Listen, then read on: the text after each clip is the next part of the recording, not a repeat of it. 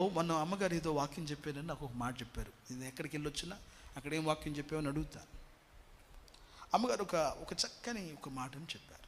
అందులో చెప్తా అన్నారు, అబ్రహాము సారా జీవితాలలో 25 సంవత్సరాలుగా పిల్లలు లేరు. ఇస్సాకు రెబెకా జీవితాలలో 20 సంవత్సరాలుగా పిల్లలు లేరు. యాకోబు రాహేలుకి మధ్యలో ఇంచుమించుకు 10 సంవత్సరాలుగా పిల్లలు లేరు.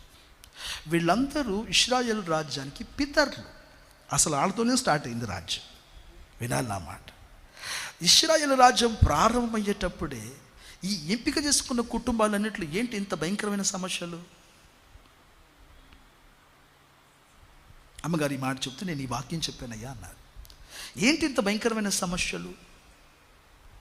ఒక ఫ్యామిలీని తీసుకున్నట్టే వాడు బహుగా దీవించబడినట్టుగా కనబడాలి కదా. అయితే బైబిల్ గ్రంథం మాట్లాడుతుంది 25 సంవత్సరాలుగా ప్రభు నమ్ముకున్న తర్వాత కూడా వాడికి పిల్లలు లేరు. ఇస్సాకు రెబెకా మధ్యలో 20 సంవత్సరాలుగా ప్రభు నమ్ముతున్నారు, ప్రభుని ఆరాధన చేస్తారు, అయినా వాళ్ళకి పిల్లలు లేరు. యాకోబు చూడు ప్రభునే సేవిస్తున్నవాడు, రాహేలుకి అతనికి ఇంచుమించు 10 సంవత్సరాలుగా పిల్లలు లేరు. ప్రారంభ జీవితాలే ఇలా ఉండొచ్చా?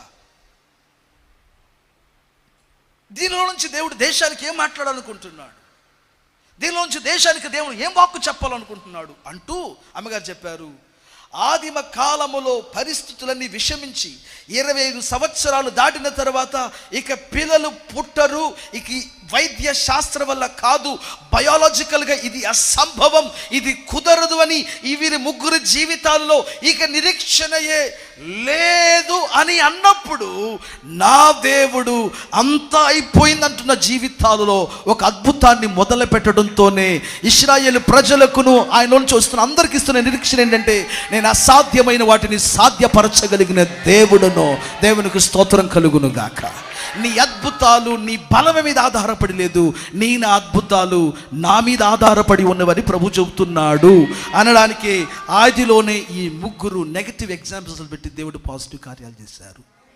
వాక్యం చెప్పారు. ఈ మాట దేవుని స్తోత్రం కలుగును.